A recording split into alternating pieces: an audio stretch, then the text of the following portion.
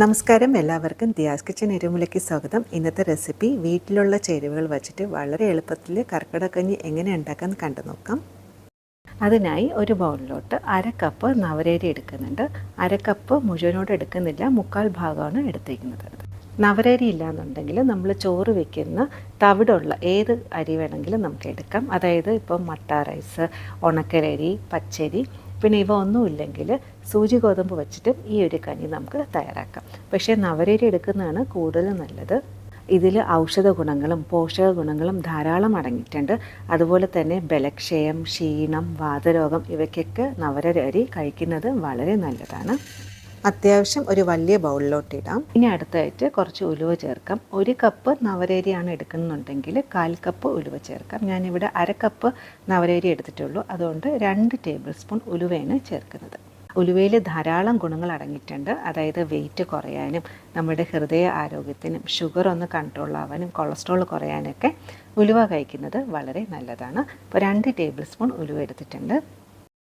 ഇനി അടുത്തായിട്ട് നമ്മൾ എത്രയാണോ ഉലുവ എടുക്കുന്നത് ആ സെയിം അളവിൽ തന്നെ ചെറുപയറും കൂടി എടുക്കാം. ഞാനിവിടെ 2 ടേബിൾ സ്പൂൺ ചെറുപയറാണ് എടുക്കുന്നത്. ചെറുപയറിൽ ധാരാളം പ്രോട്ടീൻ അടങ്ങിയിട്ടുണ്ട്. അതുപോലെ തന്നെ നമ്മുടെ ഹൃദയ ആരോഗ്യത്തിനും ഷുഗർ ഒന്ന് കൺട്രോൾ ആകാനൊക്കെ ചെറുപയർ റെഗുലറായിട്ട് കഴിക്കുന്നത് വളരെ നല്ലതാണ്. ഈ ഒരു അളവിൽ ഒരു 4 മുതൽ 5 പേർക്ക് കഴിക്കാൻ പാകത്തിനുള്ള കഞ്ഞിയാണ് തയ്യാറാക്കുന്നത്. കൂടുതൽ വേണമെന്നുണ്ടെങ്കിൽ കൂടുതൽ ചേർക്കാം. ഇനി ഇത് നന്നായിട്ടൊന്ന് കഴുകിയെടുത്തിട്ട് വരാം. എല്ലാം നന്നായിട്ടൊന്ന് കഴുകിയെടുത്ത് വന്നിട്ടുണ്ട്. നമ്മൾ കഴുകുമ്പോൾ ഇതുപോലത്തെ ഒരു സ്ട്രെയിനർ ഉപയോഗിച്ചിട്ട് കഴുകുകയാണെന്നുണ്ടെങ്കിൽ പയറും ഉലുവയൊന്നും വെള്ളത്തിലോട്ട് ഒലിച്ച് പോകത്തില്ല. എളുപ്പത്തിൽ തന്നെ നമുക്ക് കഴുകിയെടുക്കാൻ പറ്റും. അപ്പോൾ 3-4 പ്രാവശ്യം നന്നായിട്ടൊന്ന് കഴുകിയെടുക്കുക. ഇനി ഇതൊരു ബൗളിലോട്ട് ഇട്ട് കൊടുക്കാം. ഇനി ഇത് നമുക്ക് കുറച്ച് നേരം ഒന്ന് കുതിർക്കാനായിട്ട് വെക്കണം. ഇനി ഇത് മുങ്ങി നിൽക്കുന്ന പാകത്തിന് വെള്ളം ഒഴിച്ചെടുക്കാം. ഇനി ഈ വെള്ളത്തോട് കൂടി തന്നെയാണ് നമ്മൾ വേവിച്ചെടുക്കുന്നത്.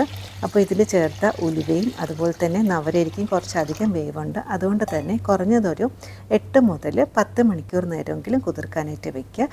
തലേ ദിവസം രാത്രി വയ്ക്കുന്നതാണ് കുറച്ചും കൂടി നല്ലത്. അടുത്ത ദിവസം നമുക്ക് കഞ്ഞി ഉണ്ടാക്കാനായിട്ട് എളുപ്പമായിരിക്കും.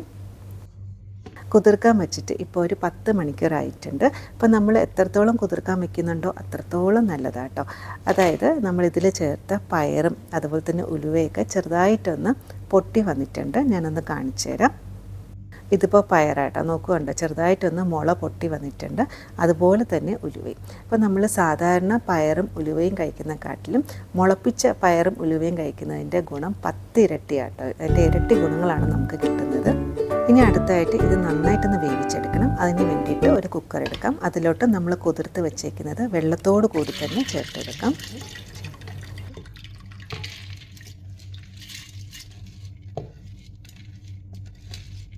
ഇതിലോട്ട് 2 മുതൽ 2.5 കപ്പ് വെള്ളം ഒഴിച്ചെടുക്കാം. വെള്ളത്തിൻ്റെ അളവ് കുറയരുത്, കൂടിയാലും കുഴപ്പമില്ല. അതുപോലെ തന്നെ ഈ ഒരു സമയത്ത് ഉപ്പ് ചേർക്കുന്നില്ല. ഉപ്പ് നമുക്ക് ലാസ്റ്റ് ചേർക്കാം. ഇനി ഒരു ലിഡ് വെച്ച് അടച്ചതിന് ശേഷം 3 മുതൽ 4 വിസിൽ വരുന്നവരൊന്ന് വേവിച്ചെടുക്കാം. ഇതൊരു 10 മണിക്കൂർ നേരം കുതിർത്ത് വെച്ചുകൊണ്ട് തന്നെ അധികം വേവില്ല, എങ്കിലും ഒരു 3 വിസിലാകുമ്പോഴത്തേന് നന്നായിട്ടൊന്ന് കുക്കായി കിട്ടും. വിസിൽ വരാൻ വേണ്ടിയിട്ട് കുറച്ച് സമയം എടുക്കില്ലേ, ആ സമയം കൊണ്ട് നമുക്ക് മിക്സിയിൽ ഒരു വലിയ ജാർ എടുക്കാം. അതിലോട്ട് ഞാനിവിടെ 1 കപ്പ് നാളികേരമാണ് എടുക്കുന്നത്. അപ്പോൾ ഇതിൽ ചേർക്കുന്ന നാളികേരത്തിൻ്റെ അളവ് നമ്മളുടെ ഇഷ്ടത്തിനനുസരിച്ചിട്ട് കൂട്ടുകയോ കുറയ്ക്കുകയോ ചെയ്യാം. 2 കപ്പ് നാളികേരം എടുക്കുകയാണെങ്കിൽ കുറച്ചും കൂടി ടേസ്റ്റി ആയിരിക്കും. അതല്ലാന്നുണ്ടെങ്കിൽ നാളികേരത്തിൻ്റെ 1-ാം പാലും 2-ാം പാലും എടുത്ത് വയ്ക്കും. അപ്പോൾ ഇതാണ് കുറച്ചും കൂടി ഈസി ആയിട്ടുള്ളൊരു മെത്തേഡ്. 1 കപ്പ് നാളികേരം മിക്സിയുടെ വലിയ ജാറിലോട്ട് ഇട്ട് കൊടുക്കാം. ഒരു വലിയ സ്പൂണ് നല്ല ജീരകം കൂടി ചേർക്കാം.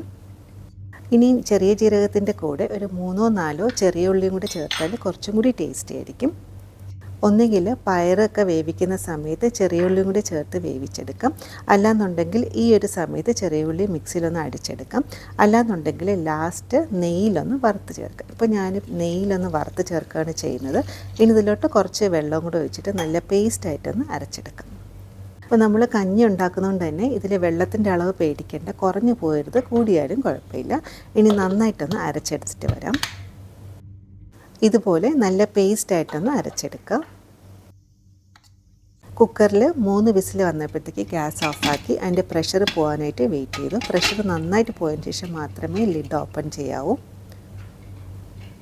നമ്മൾ ചേർത്ത ഉലുവയും പയറും അരിയും എല്ലാം നന്നായിട്ടൊന്ന് വെന്ത് കിട്ടിയിട്ടുണ്ട്. അതുപോലെ തന്നെ നമ്മൾ ചേർത്ത വെള്ളത്തിൻ്റെ അളവും പാകത്തിനായിരുന്നു. എപ്പോഴും നമ്മൾ കഞ്ഞി ഉണ്ടാക്കുമ്പോൾ കുറച്ചധികം വെള്ളം ചേർത്ത് തന്നെ ഒന്ന് വേവിച്ചെടുക്കുക, കുറഞ്ഞു പോകരുത്. കുക്കറിൽ നിന്ന് ഒരു പാത്രത്തിലോട്ട് മാറ്റിയിട്ടുണ്ട്. ഇനി ഗ്യാസ് ഓൺ ആക്കാം. ഇതുവരെയും ഇതിൽ ഉപ്പ് ചേർത്തിട്ടില്ല. ഈ ഒരു സമയത്ത് ആവശ്യത്തിനുള്ള ഉപ്പ് ചേർക്കാം. അരച്ച് വെച്ചിരിക്കുന്ന നാളികേര കൂട്ടും കൂടി ചേർത്ത് കൊടുക്കാം. അപ്പോൾ ഇതിൽ 2 കപ്പ് നാളികേരം ചേർക്കുകയാണെങ്കിൽ കുറച്ചും കൂടി ടേസ്റ്റി ആയിരിക്കും. അതായത് നമ്മളിപ്പോൾ ഏതൊരു കറിക്കും നാളികേരം കുറച്ച് അധികം ചേർക്കുകയാണെങ്കിൽ പ്രത്യേക ഒരു ടേസ്റ്റ് തന്നെയല്ലേ, അതാട്ടോ. അപ്പോൾ അത് നമുക്ക് ഇഷ്ടത്തിനനുസരിച്ച് ചേർക്കാം. ഇനി ഇത് എല്ലാം കൂടി നന്നായിട്ടൊന്ന് മിക്സാക്കിയതിന് ശേഷം നന്നായിട്ടൊന്ന് തിളപ്പിച്ചെടുക്കുക. പിന്നെ ഇതിലിപ്പോൾ നാളികേരത്തിൻ്റെ പാലാണ് ചേർക്കുന്നുണ്ടെങ്കിൽ ഈ ഒരു സമയം 2-ാം പാൽ ചേർക്കുക. 2-ാം പാൽ ചേർത്ത് നന്നായിട്ടും തിളപ്പിച്ചതിന് ശേഷം ലാസ്റ്റാണ് 1-ാം പാൽ ചേർത്തിട്ട് തിളപ്പിക്കാൻ പാടില്ല. 1 മിനിറ്റ് ആയതിനു ശേഷം തന്നെ ഗ്യാസ് ഓഫാക്കുക. ഈ ഒരു കഞ്ഞിയിൽ നമ്മൾ എടുക്കുന്ന നാളികേരം ഫ്രഷായിട്ട് തന്നെ എടുക്കാനായിട്ട് ശ്രദ്ധിക്കുക. അങ്ങനെ ഫ്രഷായിട്ട് എടുക്കുമ്പോൾ കുറച്ചും കൂടി ടേസ്റ്റിയാണ്. അതുപോലെ തന്നെ നമ്മൾ ഈ ഒരു കഞ്ഞി കുറച്ചധികം ഉണ്ടാക്കി വെക്കരുത്. നമുക്ക് എത്രയാണോ ആവശ്യമുള്ളത് അതനുസരിച്ച് മാത്രം ഉണ്ടാക്കുക. ഫ്രഷായിട്ട് തന്നെ കുടിക്കുന്നതാണ് കുറച്ചും കൂടി നല്ലത്. ഇപ്പോൾ നന്നായിട്ടൊന്ന് തിള വന്നിട്ടുണ്ട്. ഇനി ഗ്യാസ് ഓഫാക്കാം. ഇനി കുറച്ച് ചെറിയ ഉള്ളി നെയ്യിലൊന്ന് താളിച്ച് ചേർക്കാം. അതിനായി ഒരു പാനിലോട്ട് കുറച്ച് നെയ്യ് ചേർത്ത് കൊടുക്കാം. നെയ്യ് നന്നായിട്ട് ചൂടായതിന് ശേഷം കുറച്ച് ചെറിയ ഉള്ളി, അതായത് ഒരു 3 മുതൽ 4 ചെറിയ ഉള്ളി ഇങ്ങനെ റൗണ്ട് ഷേപ്പാക്കി കട്ട് ചെയ്ത് ചേർത്ത് കൊടുക്കാം.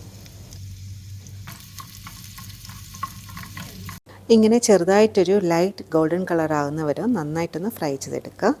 അതിനുശേഷം നമ്മൾ റെഡിയാക്കി വെച്ചേക്കുന്ന കഞ്ഞിയിൽ ഒഴിച്ചു കൊടുക്കാം.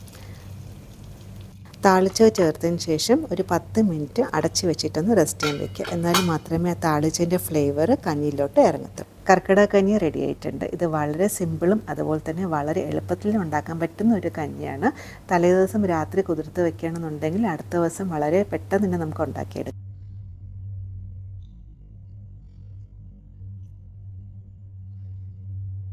ഇങ്ങനെ ഒരു 10 മണിക്കൂർ നേരം കുതിർത്തിട്ട് കഞ്ഞി ഉണ്ടാക്കുമ്പോൾ ഇതിൻ്റെ ഗുണം ഇരട്ടിയാണ്. ഈ ഒരു കഞ്ഞി കർക്കിടക മാസത്തിൽ കുടിക്കുകയാണെന്നുണ്ടെങ്കിൽ വർഷം മുഴുവനും ആരോഗ്യത്തോടെ ഇരിക്കാം എന്നാണ് പഴമക്കാർ പറയുന്നത്. ഈ ഒരു അളവിൽ ഉലുവ ചേർക്കുകയാണെന്നുണ്ടെങ്കിൽ അധികം കയ്പൊന്നും ഉണ്ടാവില്ല. കുട്ടികൾക്കും കൊടുക്കാം. പിന്നെ കുട്ടികൾക്ക് കൊടുക്കുകയാണെന്നുണ്ടെങ്കിൽ 2 കപ്പ് നാളികേരം കൂടി ചേർക്കുക. അന്നേരം കുറച്ചും കൂടി ടേസ്റ്റി ആയിരിക്കും. ഇന്നത്തെ റെസിപ്പി എല്ലാവർക്കും ഇഷ്ടപ്പെട്ടാണെന്ന് വിചാരിക്കുന്നു. ഇഷ്ടപ്പെട്ടാൽ ഒരു ലൈക്കും അതുപോലെ തന്നെ ഈ ഒരു ചാനൽ സബ്സ്ക്രൈബ് ചെയ്യാതെ ആരെങ്കിലും കാണുകയാണെങ്കിൽ റെസിപ്പീസ് ഇഷ്ടപ്പെട്ടാൽ ഒന്ന് സബ്സ്ക്രൈബ് കൊണ്ട് ചെയ്ത് സപ്പോർട്ട് ചെയ്യണേ. ഇതുപോലെ വേറെ റെസിപ്പി ആയിട്ട് കാണാം. താങ്ക്